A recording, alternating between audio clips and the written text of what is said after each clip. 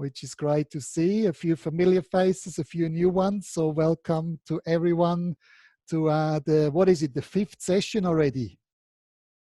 Amazing. Time flies when you have fun. So I suggest we're going straight into it. And I really would like to know, as always, how are you going? What are you up to? How was the last week? Please just unmute yourself and just give us a bit of an update. Who wants to start off? Gisela?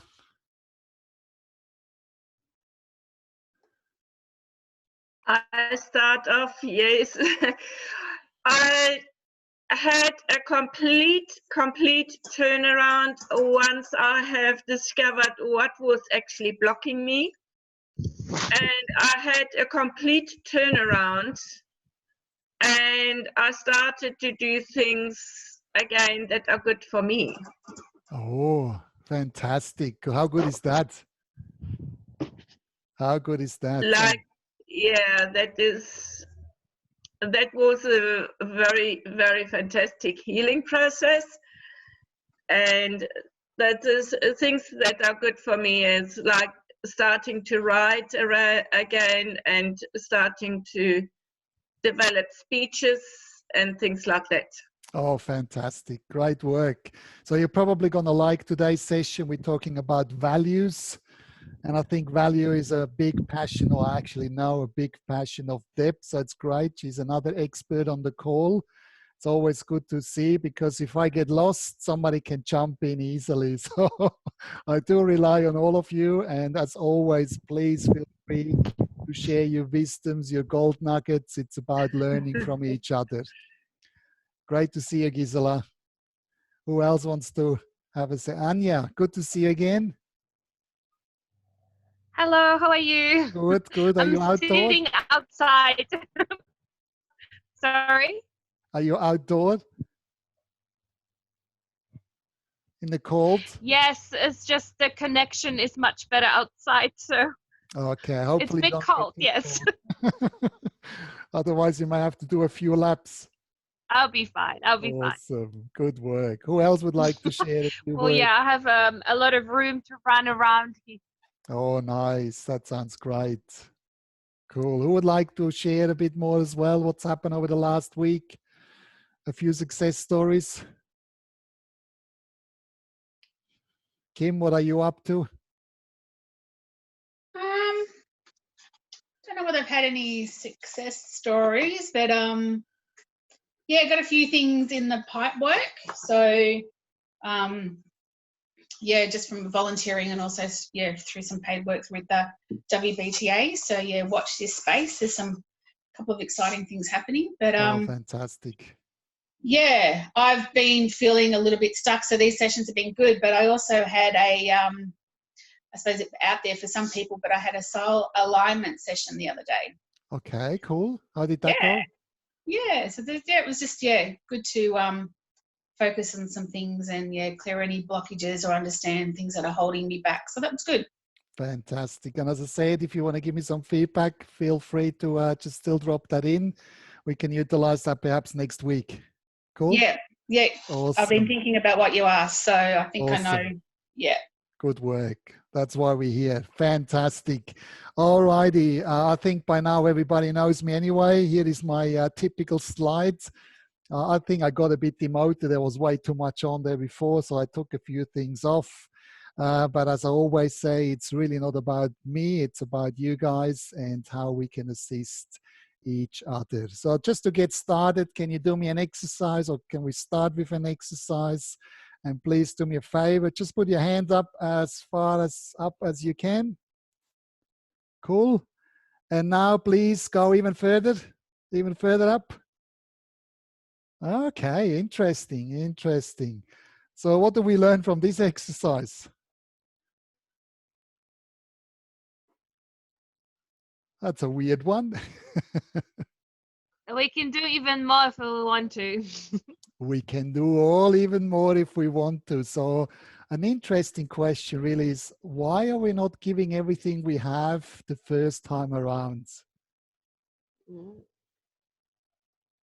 Really interesting to see. Hands went up even further and all managed to get even further up. So where does that mindset coming from? Any ideas? Reinforcement, not reinforcement, but participation.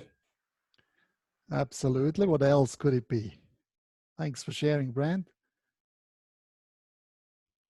Can it be that we're sometimes playing a bit safe because we know there's more expectations coming our way? Quite often in business, you know, if we achieve KPIs, we get even more. I think also if you believe in something and you're positive about something, you go along with that like a good leader. You know, you trust that leader. I trust what you say. So, you know, that's why I got involved and went again. Absolutely. Yeah. And sometimes I think we also, perhaps another reason is that we don't really want to stick out too much. You know, we don't want to overperform. We don't really want to be seen as the overperformer kind of thing. I believe there's almost a bit of a stigma around, perhaps in Australia, if I'm allowed to use that generalization of, you know, that fear of fear of not succeeding, but also the fear of success, perhaps overperforming. Don't we even have a term for that in Australia? What is it called? Who can help me out here? Tall poppies. Tall poppies. I actually think it's quite sad that we do have a term such as tall poppy to explain or to outline how we can actually, yes, really support the underdog, but on the other hand, also bring people down so that we feel comfortable. Or in other words, perhaps even bringing people down that is based on the insecurity that we sometimes have in ourselves. Who can relate to that? Can I just see some hands? Yes. So there's the fear of failing, but there's also a fear of success, big times, unfortunately. So this is the reason why we're starting off today with a topic, and I just recap a bit from our previous session here. You've seen that, I think we used it in week 1 or 2. We had a bit of a look at our journey overall. And as you can see, there's one missing. Who can help me out here? Who remembers what's missing between the obstacle and the goal? So we identify, or we're starting quite often with the end in mind, with the purpose, our why. That gives us a very clear direction. We're looking at our vision. And then, of course, at some stage, we have to take action, which is the mission to achieve our vision and purpose. So I guess the symbol here, what does it outline here? Who can help me out? Beliefs coming through from Gisela. Yes, very close. It's actually the values that we want to look at it, but certainly values, which are the compass that keeps us on the path, which are surrounded by beliefs, as Gisela said very clearly. So we can have the same values, but we all can have different beliefs around the same value. It's down for interpretation. So this is why we've chosen the topic today, and based on your feedback as well. In other words, the value of values. And I love that there's certainly a lot of value in knowing what our true values really are. So let me ask you a question. Let's start with a question. How many of you feel that they are, or that they've been at the crossroads in life at some stage where you had to make a decision, or where you didn't really understood your purpose or your vision in life? I think in some sense, everyone was at this point somewhere along the journey where you actually even ask yourself, whose life am I actually living? Who can relate to that? You know, when you wake up and say, whose life am I actually living here? So anyone had that moment, I'm pretty sure, and I love to see how many hands are going up, how much honesty is on that session. So this is what we're going to explore a bit further today. And I'm going to go straight in because I believe one thing that will help us is as more we know about our values, as more we are empowered, as easier it becomes to actually make decisions. So how does that sound? Does that sound like we're going to get any benefits from it? Yeah? Awesome. So I'm actually quite amazed how often we worry. Who is good at worrying? Who's worrying a lot about things that are gonna happen or possibly could happen? Yeah. So I actually seen that model recently, and I thought I'm gonna share that with you about worries. And I think we do worry way too much, and that's where we waste a lot of energy. So let me ask you that question. Who has a problem in their life or a challenge right now? Can I see some hands? Everyone has a problem? If not, I have plenty, please. I'm happy to share. Just let me know. So we do all have a problem? Yeah, good. Good. Again, I love your honesty. Now, the question can be answered, of course, with a yes or a no. And there's two versions here. Let's start with the no. Do you have a problem in life? If the answer is no, guess what? Really nothing to worry about, isn't it? I mean, what do we worry about if there's no problem? So that is a very simple way. Now, let me ask you that question, and you already answered it in some sense. We all do have a problem. Let me ask you a follow-up question. Can you do something about it? Now, I see a few nodding heads kind of thing. Well, if there is nothing you can do about it, why would you worry about it? And if you do, or if you're able to do something about it, then why are we worried about it? So it's actually quite a simple model that puts it in perspective. And of course, that question comes up quite often. Is it really that simple? What do you think? Is that model really that simple? Who would like to give some feedback here? Where are the critical people? Kim, did you put your hand up? Yeah, it's why worry about something that you've got no control or no influence over? Yes, absolutely. It's a really good question. Because when we worry about things that is not in our control, and we see and hear so much on news, especially with COVID-19, what is China doing? What is the United States doing? What is Donald Trump doing? And I don't want to go into a political debate here, but how often do we start to worry about things that are really completely outside of our control and then give away so much energy that could actually better go into an area that we do have control over? I think it would be much better invested. Now, I believe this model is actually as simple as it looks like if, and there's an if we actually trust ourselves to take the action that we can take to deal with a problem. So can you do something about it? And the answer is yes. We do need to be able to trust ourselves to really act upon. Does that make sense? In other words, that's where we become, or with trust, that's where we become independent human beings who can build greater confidence and therefore make smarter decisions to ultimately achieve better outcomes instead of worrying about things that are certainly not in our control. So this is really just a bit of a wake-up call probably of what's happened. And in one way, I'm actually quite amazed that a lot of us, we're actually going through a school system, we're going through TAFEs, we're going even to university. But what I've learned is, and this is strange to me, that in 2020, we actually learn or two fundamental things we cannot do or we don't learn in the education space.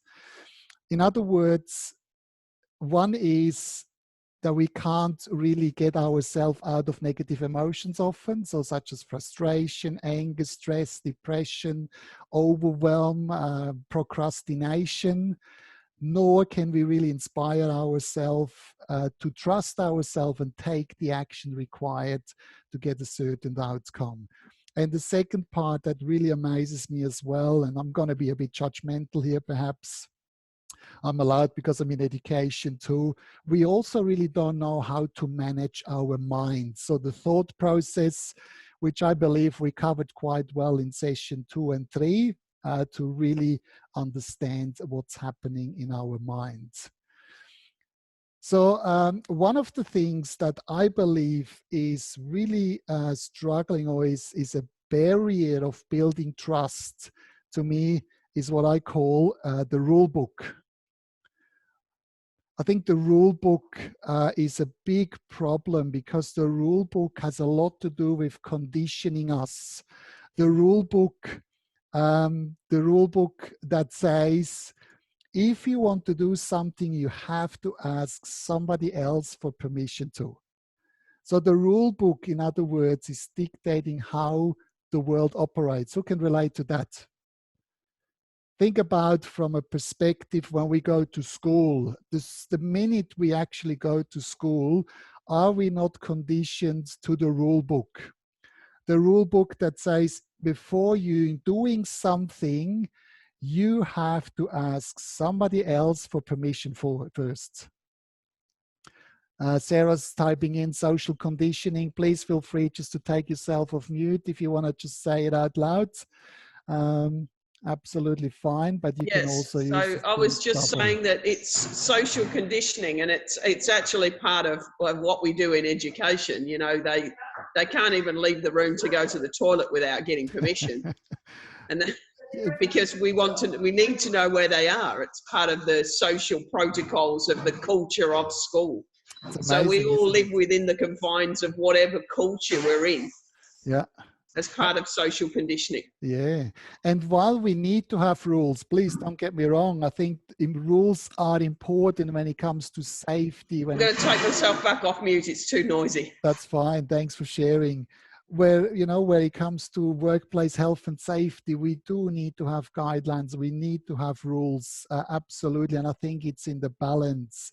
But Sarah was spot on, as soon we go to school, no matter you want to go and visit a friend, you have to ask for permission.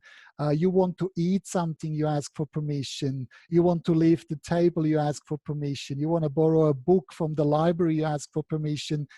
You want to go to the toilet, even then you have to put your hand up and ask for permission.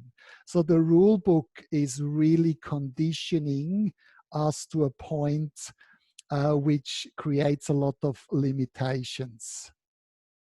So we get conditioned over and over again by that rule book. That's what I'm saying. And if you want to do something, you have to ask somebody else. I really need to stress that out. So you can imagine by the time we are 20, 30, 40, even 50 or even older, we are still operating in that strict rule book that says, I need to ask somebody else for permission first. So I think we need to break free from that rule book. Let me see, there it is. I think we really need to break free from that rule book. We need to start to challenge the status quo.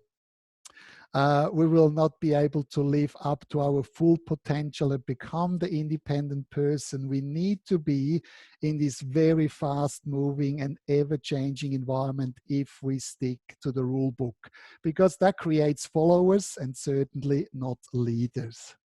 So the only person, I believe, the only person we should ask for permission, guess what?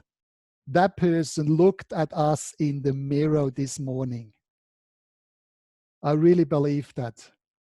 So that person really is yourself. I mean, I can't say it any different, but far out. How many times, think about it, how many times in our minds do we unconsciously perhaps say no to our life because we think we need to ask somebody else for permission if we want to change something? So this is something we can start right now by practicing this short sentence every single day. Guess what is it? I'm allowed. I think this is a beautiful sentence which makes me actually feel quite emotional. And I'm wondering, how does that resonate with you? I'm allowed. Just say it out loud. I'm allowed. What's happened to you emotionally if you say that? I see a few faces lighting up. There's a smile on your face. Beautiful. And let me just check in. I mean, when was the last time you actually said that sentence to yourself? Did you say that in the last 24 hours? Last couple of days? Last week? Last month? The last whole year? When did we say the last time to ourselves, I'm allowed?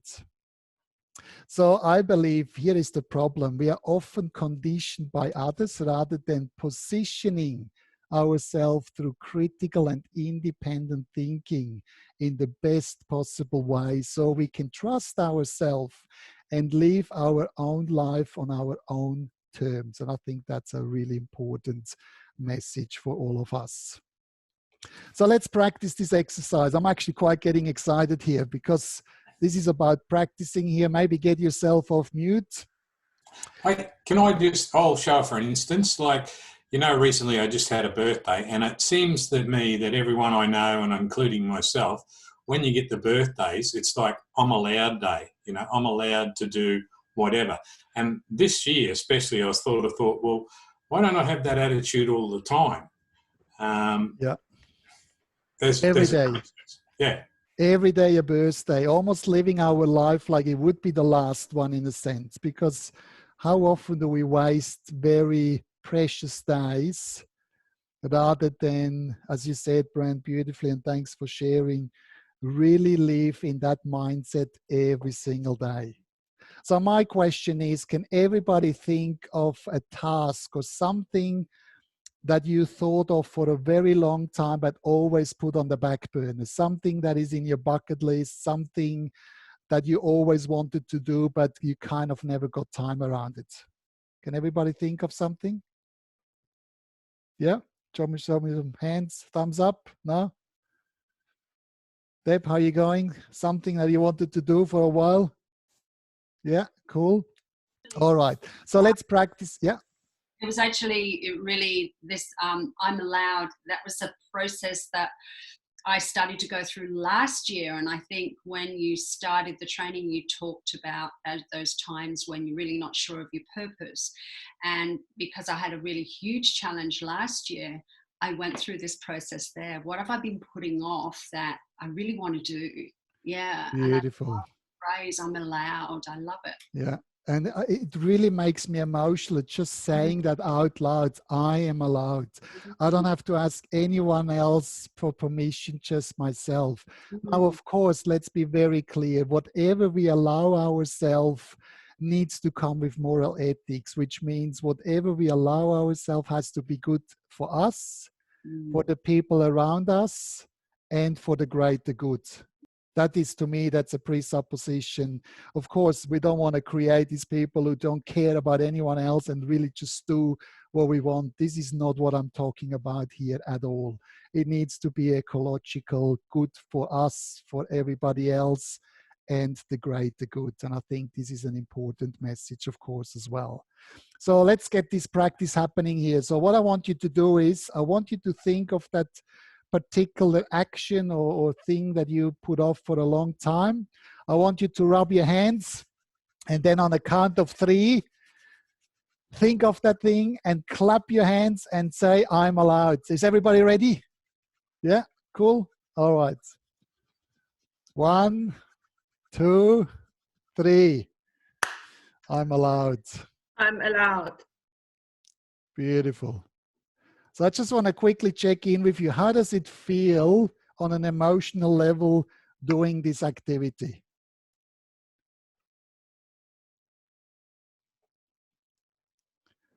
Let me just check in. Just take yourself off mute, Gisela. Yes. Anya gives me a thumbs up. It was actually a lifelong story. I was not allowed to learn a musical instrument, classical music. I was not allowed to do this. I was not allowed to do that. later in life, I did a couple of things like dog training, playing the classical guitar, and so on, which I wasn't allowed. But very shortly after that, it dried up because something blocked me that I couldn't do those things anymore. Yeah. It was only recently that it came from my childhood where I wasn't allowed to. It was blocking me up until today. And once I have set that free, I have actually released it out of my body, things started to turn around. Wow. Beautiful. Yeah, it's amazing. And that just shows how powerful words are and how powerful self-awareness can be, because we created awareness that we actually can do things. We don't have to ask anyone else for permission. And that is within our responsibility. So thank you very much for sharing that with us, Gisela. Really emotional, but it's what it's really all about is it's setting ourselves free to do the things to become the best version of ourselves. And that's a beautiful transition to this slide here.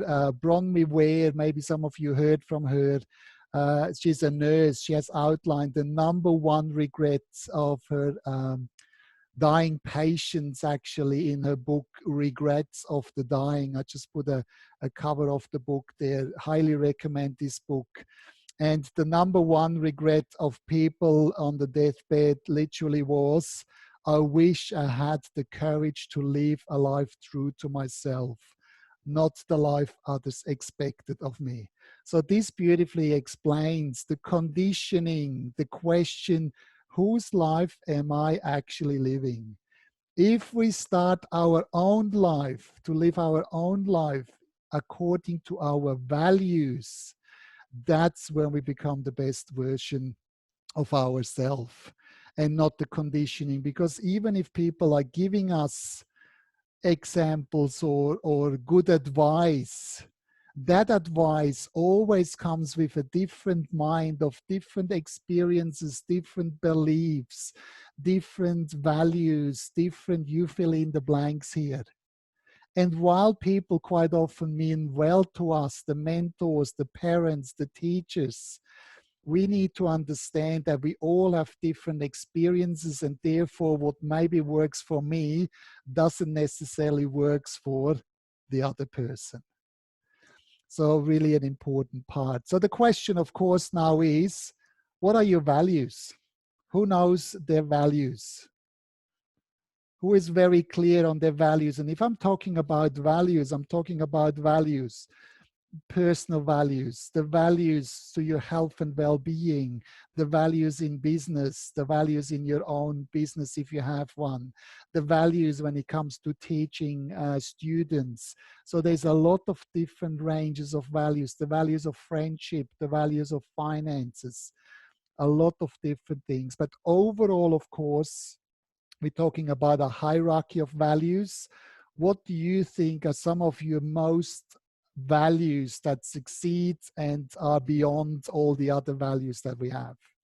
Let's just share some of the values. Maybe take yourself off mute and share some of your values.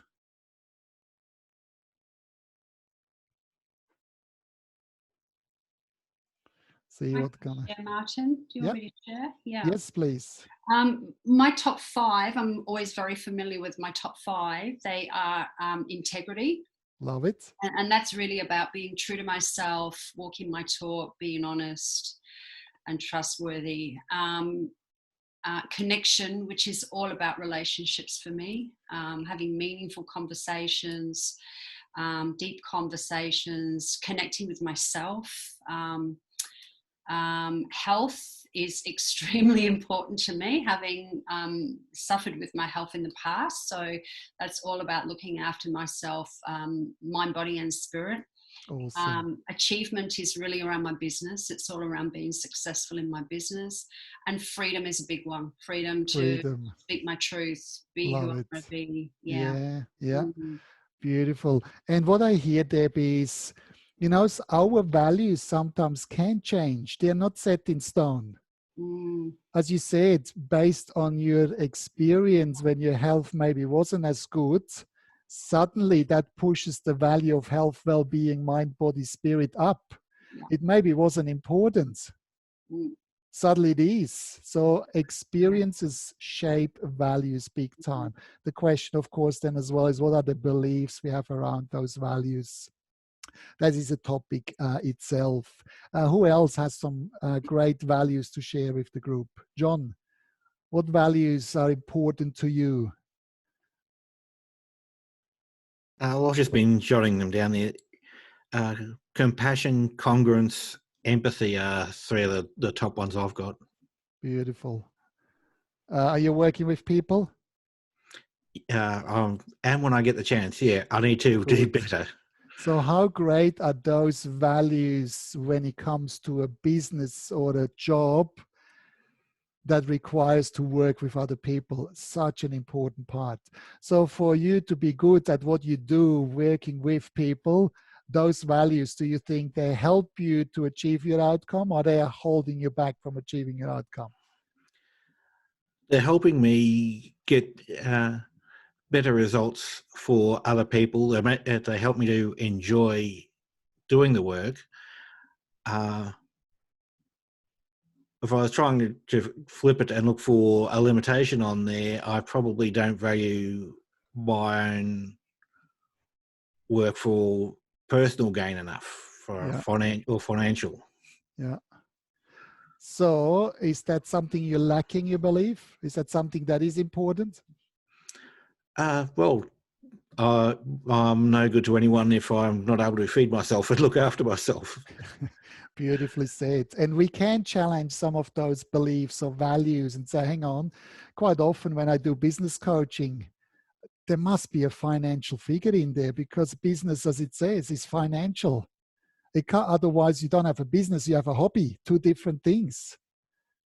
So that almost needs to be, it's almost a must to have some financial gain. And interesting, we call this complex equivalence, the brain, how it incorporates complex equivalence, something, one thing equals another. Now, I see a lot of times with people, and this is a generalization perhaps, but I see a lot of times with people who are very good, have a big heart, who are there to serve. They have this belief that you can either serve, being like a Mother Teresa, or you have to be rich, but you can't have both.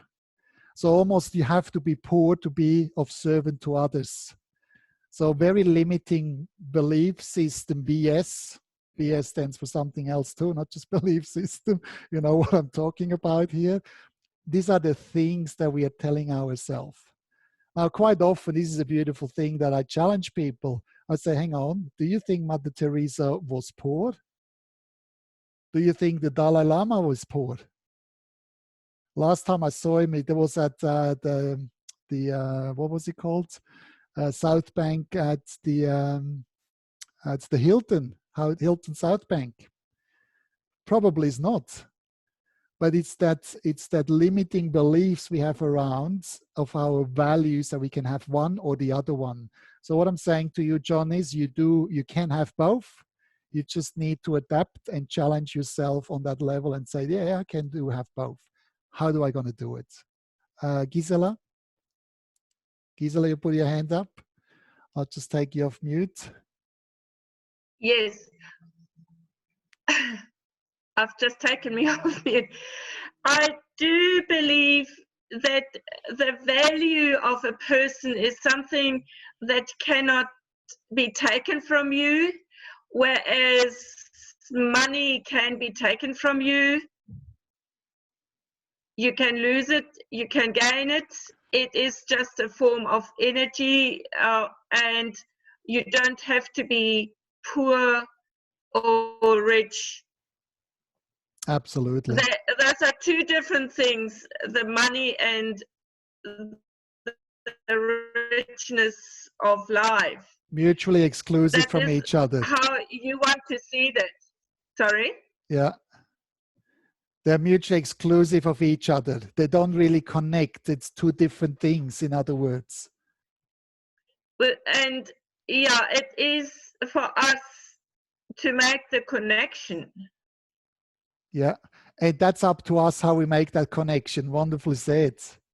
And this is where the uniqueness comes in and what we're telling ourselves with our thoughts and our beliefs going back a few sessions. Well said. Now, moving on here, who knows Dr. John DeMartini? I love him dearly. I think to me, he's the value guy. If it comes to values, I've learned so much from him over the years. It's just amazing. And one thing that he said to me at some stage, which really, really went deep, which I always caught, is he said, "I rather have the whole world against me than my own soul." And I think that's quite a deep quote. What he means by that is, as more congruent we can live according to our values, as more fulfilled and as more successful we're probably going to be. So what I see quite often when it comes to values is this: trust, respect, honesty, integrity, fairness, and happiness. These are the most values that I picked up with working with people over the years, which always comes up, and I love them. But my question is, are there conditions on us, or are we positioning ourselves on those values? Is it what we were taught, that these are the values that we need to have or must have, necessity, or are these really our values? Furthermore, are there any other values, and I do call them hidden values? Now, hidden values to me are values that we do have, but somehow at some stage in our life, we were taught, naughty you, you shouldn't have them. They are not nice. So we built a negative relationship to those values. In other words, we are not proud. We hide those values behind the normal values, the personal values. It's almost like on this picture here. So we pretend to have those values because we connect, because everybody has those values. But what is truly unique on us? What is it that we all crave, but are positioned or conditioned to say we shouldn't go there? Who can help me out here? What do you think are the most common hidden values? Values that a lot of us have, but we deny them. For me, I think being positive. You know, there's so many people that don't want to be positive, and there's so much goodness comes out of being positive, and you bring other people along, and that's a key for me. Yeah, beautifully said. Positivity. Yeah, awesome. What else? What else could be really hidden values? I would say maybe significance might be a hidden one. Yes. Yeah. Love that one. Yeah.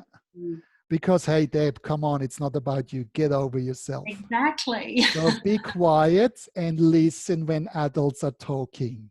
So you see, this is a beautiful example. And I know, I'm just giving an example here. But this is what we are conditioned quite often. We learn it's about everybody else. It's not about you. You just wait. So significance. Gemma, what else could it be?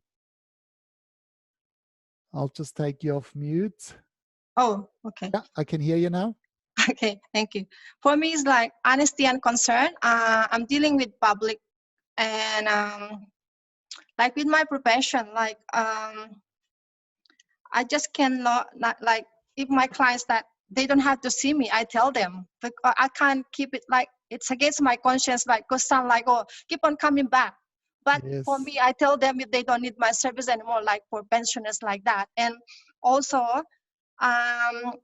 sometimes I feel sorry for them because they have a big family and their earnings not enough, and I give them discount even though they don't ask. It's just I feel sorry for them. I'm too soft.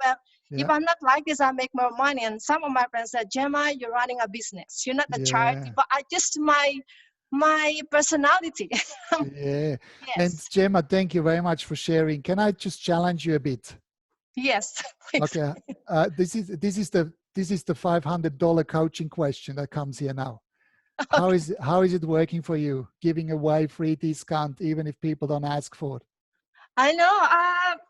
Sometimes even though like when they ask me like they're not my clients, and I said, where'd you find me? I said, oh, you were referred to me by my friend, and they asked for the advice, and like I know, and then if I know it, I know, I tell them right away, and then after that, oh, holy And can sugar, I did it again. Yes, and can I just interrupt you there? Myself, yeah. Gemma, can I just interrupt you there? Do you, and with all due respect, but do you see how Gemma actually dodges the question? She doesn't really answer the question. So let me ask you again, how is it working for you? Well, in a way, I said I should make more money, but in the end, also I'm happy because I'm not. Sometimes I gain more clients through that. Sometimes goodbye. So I blame myself. So sometimes. what do you get out of it by giving discount? I feel happy, and but at the same time, I wish if I didn't, I have more revenue. Yeah, and beautifully, this leads us in the next section, actually. This is typically hidden values. We do need to understand, no matter what we do, we get something out of it. In your case, you actually get significance out of it. You feel happy because you could put a good deed to other people, but you forget one thing in the equation. That's what I've been attending this. Yes, sorry. Beautiful. I've been attending these seminars because as an accountant, you know, about this job keeper, government stimulus grants like that. And not only me, I found out that, oh, you know, how can we charge them, you know, with this condition? But said no. And then one of the speakers said, you have to help yourself first. It's like when you're drowning, you have to save yourself first before others. So look after our business before others. The typical metaphor in an airplane. Do you put the oxygen mask on yourself first or everybody else and then kind of suffocate? Yes, that's what, yeah. So selfishness is another thing, a hidden value. A lot of people have a very negative relationship to selfishness. Again, it's that conditioning. No, you last. You need to make sure everybody else is okay. Yeah, the pleaser in the family, quite often, this is a bit of an archetype thing, which is another session by itself, but we do need to look out for ourselves. Now, the hidden values that I actually experience most from working with clients is attention, control, power, superiority, rebelliousness, authority, belonging, and validation. These are the ones that I picked up most working with clients over the years. Who can relate to some of those ones? Yeah, great. What is your relationship to those ones? Now, I give you an example. I used to be a big rebel. I smoked and I did a lot of stupid things. Did I fulfill my need of rebelliousness? Yes, oh hell I did. Sorry, my French. I did, but in a very unresourceful way. Then I depressed my value of being rebellious because I was told, naughty boy, this is not who you are. This is not who you're supposed to be. So I depressed the whole thing. Guess how that worked for me? It didn't, because it's part of who I am. Am I a rebel? The people who know me for a bit longer, they know I'm a big rebel. I do challenge the status quo. I do confront people. I do challenge them, but always from my heart. If I can fulfill the value of being a rebel in a resourceful way, guess what? I don't have to go back to an unresourceful way, but I do need to fulfill my needs. We are all value fulfilling machines. So here are a few practical tools that I want to share with you when it comes to hidden values. First of all, as we said, we know by now they're called hidden values. In other words, it leverages the knowledge of value structure inside of our brain with a hierarchy of importance and then maps it across to secondary gain. Who heard about secondary gain? Secondary gain is we get something out of it. Yeah. So in other words, for every action that you take, there's a payoff. And that payoff is a feeling. Make sense? You giving discount, Gemma, it's not what you want to do. It's not the action that you want to do, but you want to get the feeling of feeling happy and feeling significant. Make sense? Yes. So everything we do in life has a benefit, everything. This is why we brush our teeth in a certain way in the morning. This is why we go to work.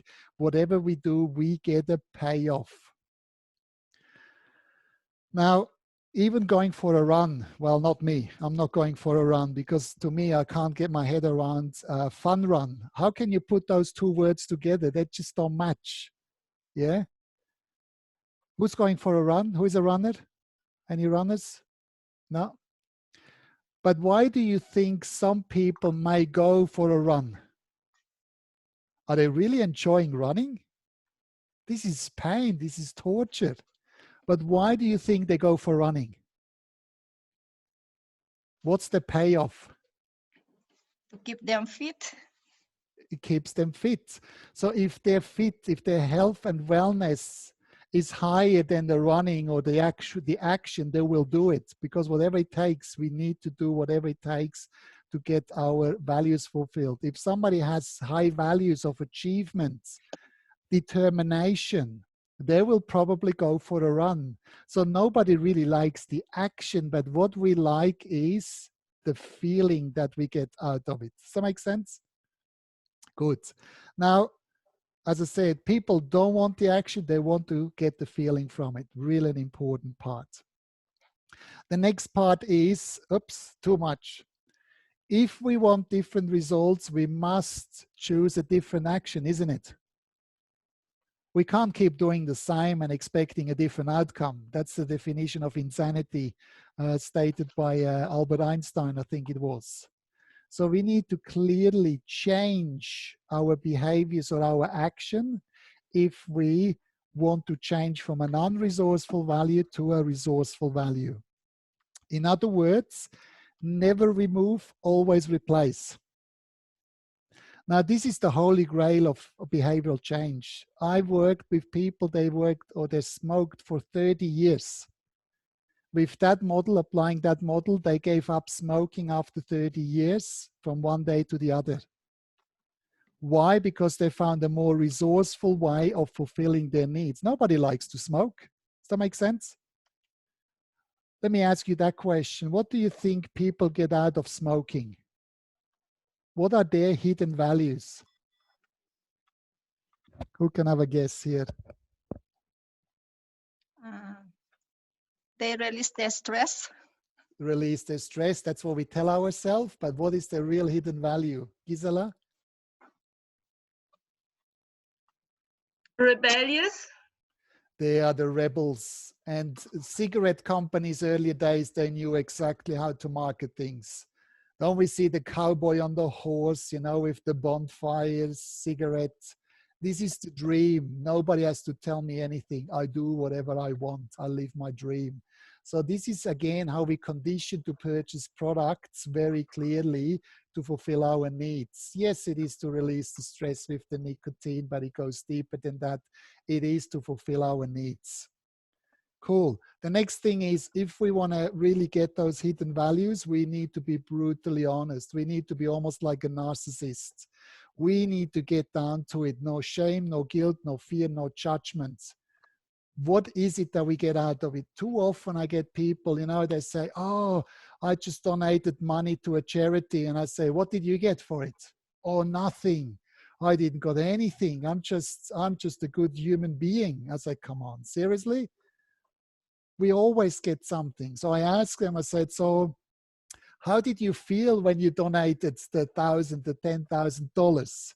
And you should see, there's like, oh, I felt of service. I felt really good about myself. I felt like I make a difference. And I just say, yeah, right. So you don't get anything from it, don't you? So I really want to bring that home. Whatever we do in life, we get something in return. And last but not least, as more we live congruent with our values, including our hidden values, as more fulfilled our life really is. That is such an important point that I really do want to stress. Cool. Now, this is a bit of for the researchers and the architects in the room. We talked about different identities last week, and the architect is the guy who would likes to see some proof and some research and some structure and so on. So here it is. In other words, what I'm talking about here is if you have an old habit, a behavior or an action that you're not proud of, that is not working for you, like giving away discounts without people even asking. And I hope it's okay if I use you, Gemma. It's real life. No offense at all. Value. Beautiful. You get some value. You get a sense of significance and happiness. Cool. In this case, interrupting class, because I knew I'm going to have a few teachers on here today. Do you think students, naughty students that we are labeling, do you think they're really craving interrupting classes? No, they don't crave the action, but what they crave is perhaps being rebellious. And why do they crave that? Coming back to the rule book, because quite often we box people in. As more we box people in, as more they want to break out of the system and out of the box. And that creates friction. Interrupting class, to be clear, it can have different values for different meaning or people, because we need to identify what works for them. Other kids maybe interrupt class because they want to feel significant. Other people, they may interrupt class because they want to have a sense of control and power. Other people disrupt the class because they want to have a sense of attention. Does that make sense? We need to be curious and find out what value, what hidden values do they want to fulfill. And then we need to ask ourselves, how can I help that person or myself to find a different action or behavior that will fulfill the same value, but on a higher level and also in an empowering way. So who has some solutions for me in that sense here, interrupting class? What could be, from a teacher perspective in that particular case, what could you do to engage students in a more resourceful way in class? Who can help out here?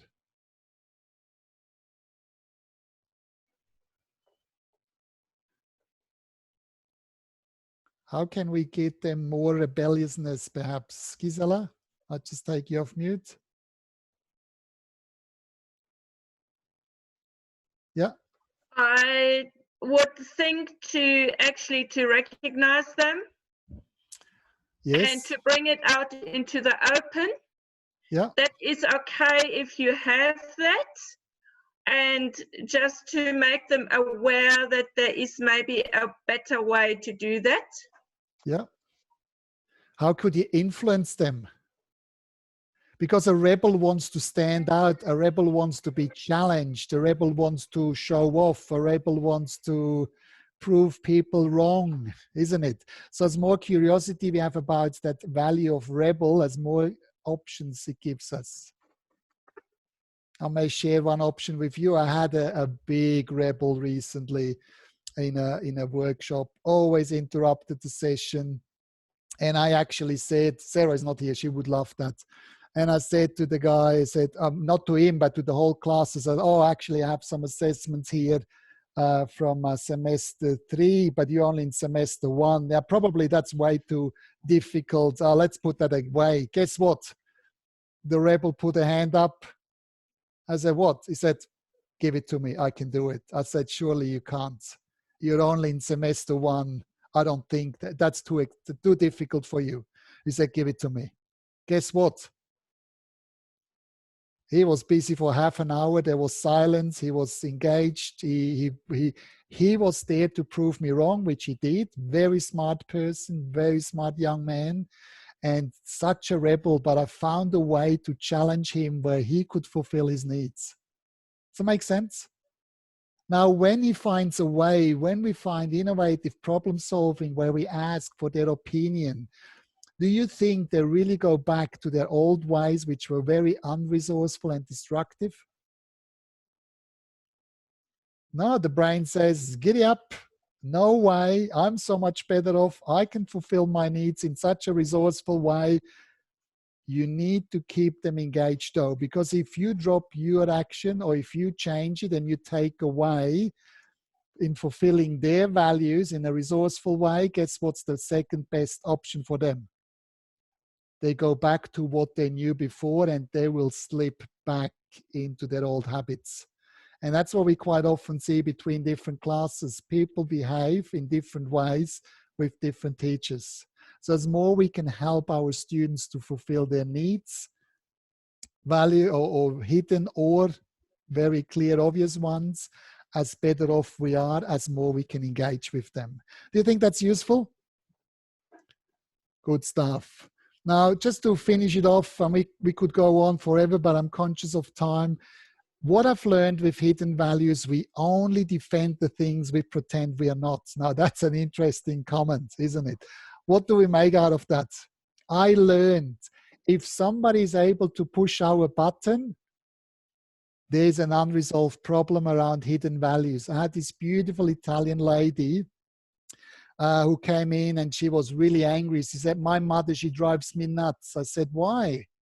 She said, every time I see her, almost every time she says, you are so much smarter than me. And it drives me nuts.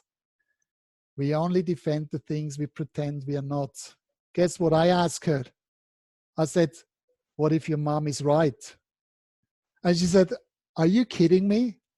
I pay you. I thought you're on my team. Now you challenge me. Are you serious? I said, yes. What if your mom is right? What if you are smarter than her? Guess what she said with her Italian background, and I generalize a bit. She said that would be very respectful to my mom. So because she had the belief around being smarter than her mom, this is disrespectful, she defended and pretended not to be smarter. So do you think I challenged her beliefs? Big time. I said, what do you think is the motivation of your mom? Is she loving you? She said, oh, sure, she loves me very much. She said, so why do you think she tells you that you are so much smarter than her? And she said, well, thinking about it, she actually gave up a lot of her life. She had a lot of double jobs. She brought me up herself. My father wasn't around. So she made a lot of sacrifices to me. And I said, what if you go back to your mom next time? And when she says, you know what, you're so much smarter than you, what if you're going to tell her, said, you know what, mom, actually, you're right. Thank you very much. And that only happened because you sacrificed. You made so many sacrifices in your life. You gave me the opportunity to go to university. So what you're saying is absolutely true, but I could only have done that because of you. So let me take this opportunity and say thank you very much for all the support and all the sacrifices you made in your life, so that I am where I am right now.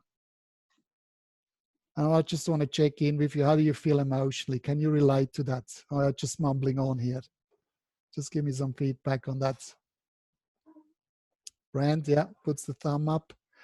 If we put things in perspective, and the beauty is once we almost become defenseless, there's nothing that we have to pretend anymore, that's when we are free. Because it's up to us how we interpret things. And Brand said that beautifully. Let's start to interpret things in a more positive way. Let's focus on the positive ways. Let's look at what we can do. Let's look behind the behaviors and actually look how can we fulfill all our needs, including our hidden needs. So please keep in mind, we are all value-fulfilling machines and always jump to the chance to do more of the action that generates the feeling that we all crave without logic. Unconscious is so much more powerful than the conscious mind. So I'm conscious of time.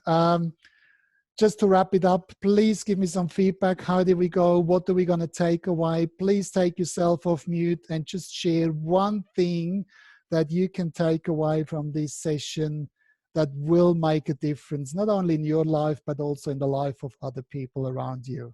Who would like to start?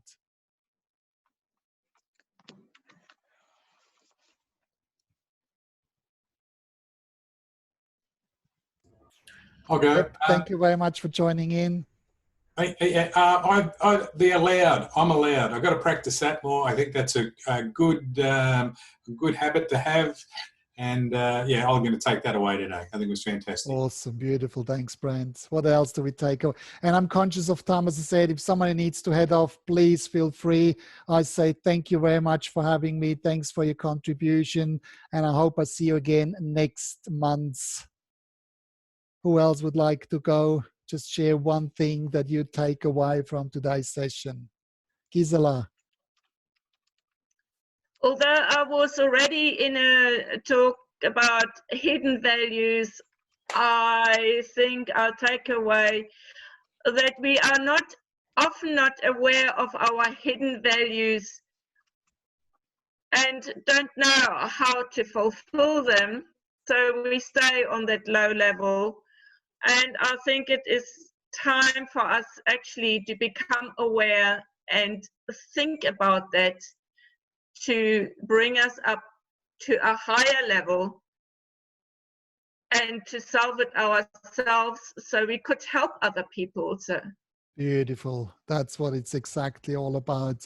If we look after ourselves, we can then be the best version to help everybody around us as well. Absolutely. So I really encourage you all, maybe have a few quiet minutes, whatever you do, especially the areas that are not working in your life, ask yourself, why am I doing those behaviors or actions?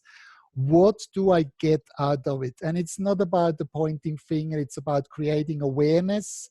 So then you can start exploring more resourceful way to fulfill the same needs. That's the important part. So this is a bit of homework. Please see how you go. I hope I see you again next week. If you have any questions, please drop me an email. I know I opened up a can of worm here. I hope it makes you think. If you feel that you do have a question, as I said, please drop me an email. I'm happy to support you further. Otherwise, as always, please have a good week. I hope I see you again next week. 26th of May at 3 o'clock again. Till then, please, as always, stay safe and look after yourself. Thanks for having me. Bye.